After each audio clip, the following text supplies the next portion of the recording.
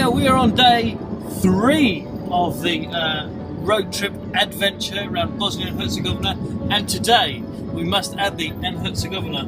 Yes. Because it's naughty to not do that, because today we are in Herzegovina. Hey!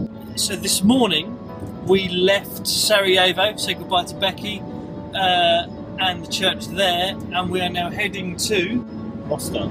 Mostar. Now, when you first came to Bosnia, Matt, 6 years ago, Yep. where did you live? We lived in Mostar. Hey!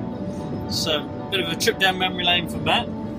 Yes, and to drive the bit of road we're driving now, I haven't driven for quite a while because we used to go to Sarajevo from Mostar, obviously, up and down this road quite a lot, and now we live in United, so we don't. So, indeed, very much the trip. So, who are we going to see in Mostar? So, today we're going to meet up with Claire, who works with Norway Mostar, who is also the youth leader in one of the churches there in Mostar on the east side of town, and she does a lot of different youth, like Sunday school stuff and youth club, teenagers work, and and talk to her just about the impact of the songwriting and recording, well, the recording side of what we've done and how that's kind of affected the youth work she's doing in the church there. Cool.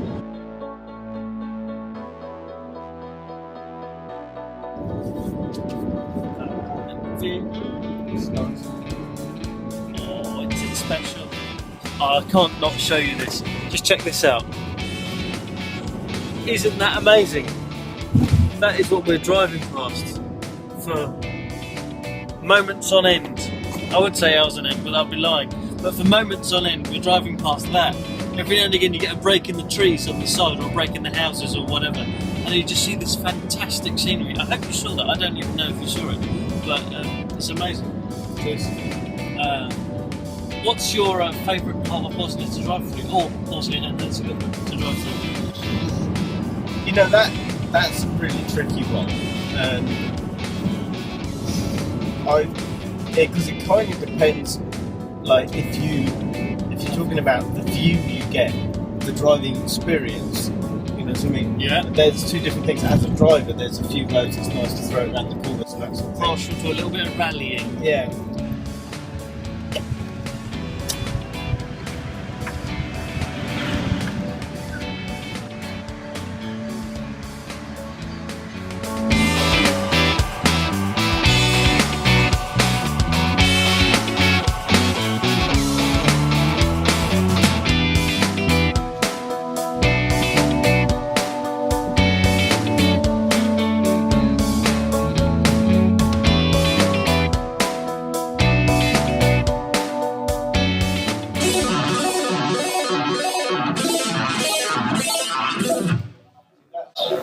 Okay, I'm not sorry. Yeah.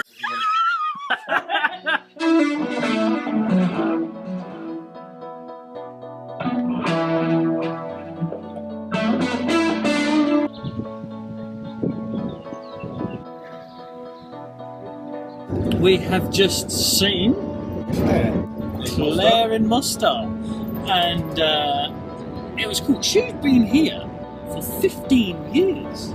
She's been in Mostar 15 years. She's been in the country 17.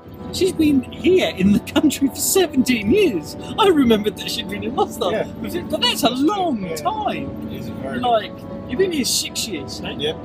And those of you who were at the move 6 years ago will remember how long ago that was. And 6 years is no small amount of time. I mean, that's like a percentage in your life. Yeah, let's not talk about the percentage of my life. It's getting increasingly smaller.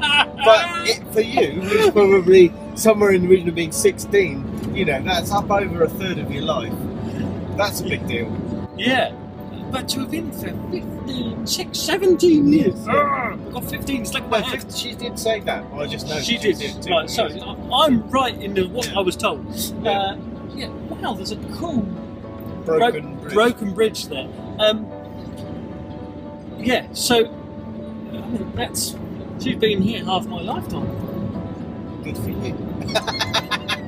And a quarter of yours. Oh dear.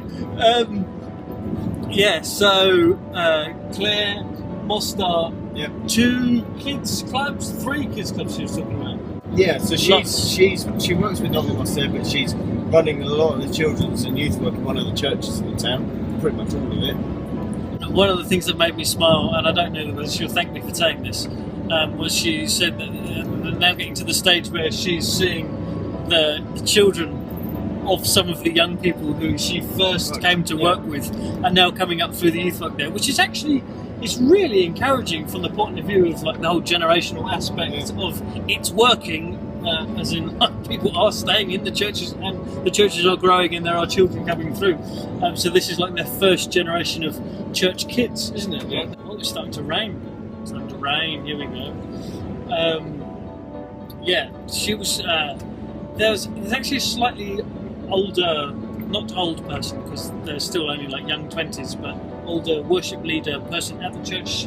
She was talking about who was involved in songwriting for the album project, or she had so when we played at the youth conference in January, which happened in their church, right, and so she heard a bunch of the new songs we'd written, spent some time talking to Becky about stuff.